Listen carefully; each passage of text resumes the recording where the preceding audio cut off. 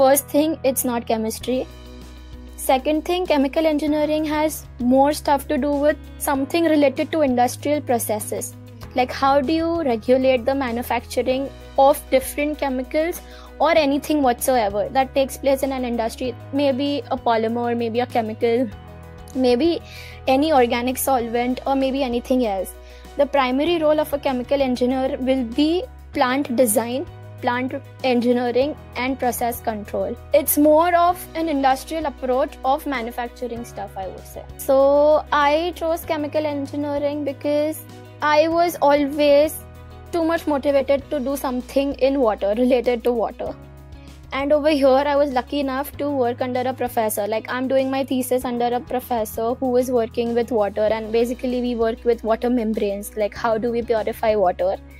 So for me, chemical engineering was something related to environmental, and hence I went into chemical engineering. Some people, they have their, like I have a few friends who are completely into process. So they want to go into industries and manage different processes and give a better optimized process, and hence they are into completely process engineering, whereas I'm playing the environmental part of chemical.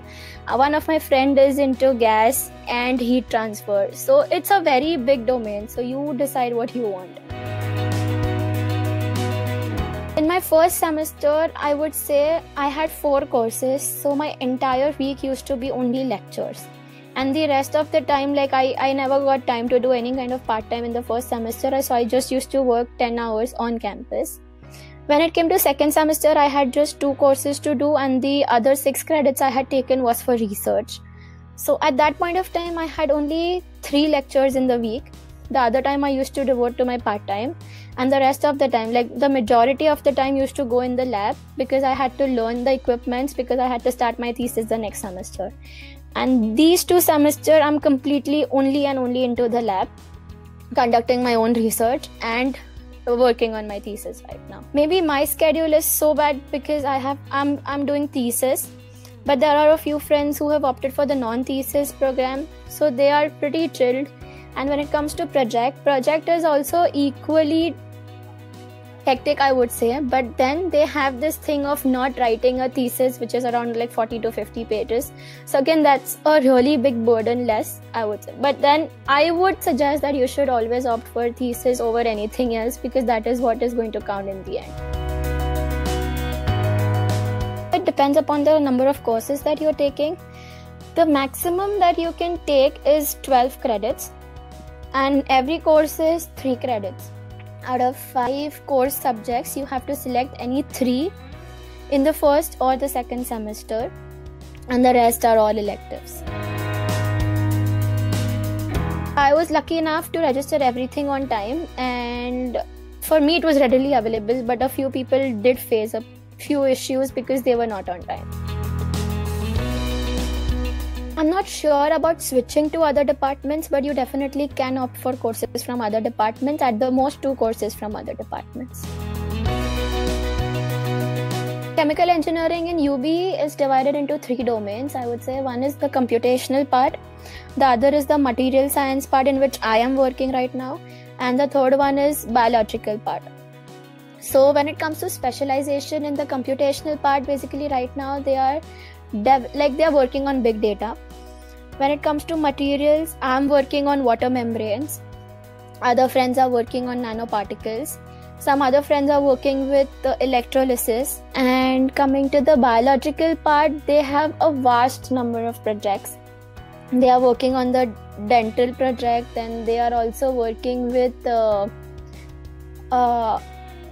modified heart pacemaker. Like they have this chemical technology into it's a fusion of chemical and biological, and that is how they are working on DNA, proteins, and stuff like that.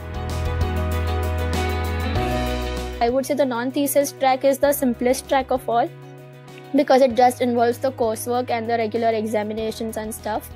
Whereas thesis, you have coursework and lab work and defense and thesis. And projects are, you're just allotted an individual problem, you work on that continuously and just submit the project report and everything, but you don't have a defense in project.